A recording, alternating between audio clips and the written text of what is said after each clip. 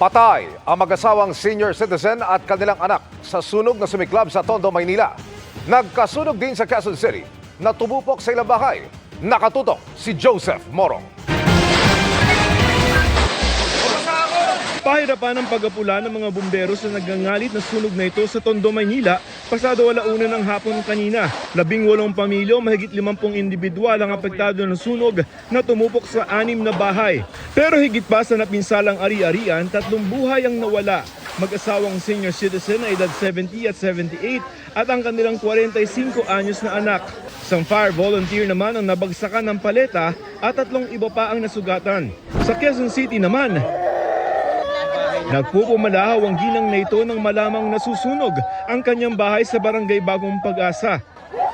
Wag mo nang iyakan yun. Ang importante, ligtas kayo.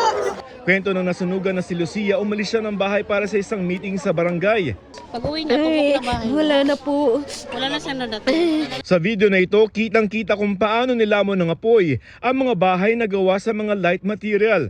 Halos walang natira sa mga ito. Umabot sa unang alarma ang sunog na nagtagal ng halos 1 oras.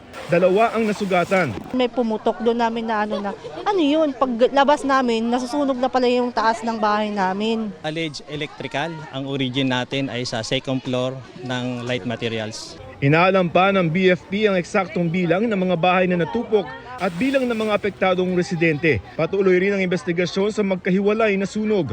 Para sa GMA Integrated News, Joseph Morong, nakatutok 24 oras.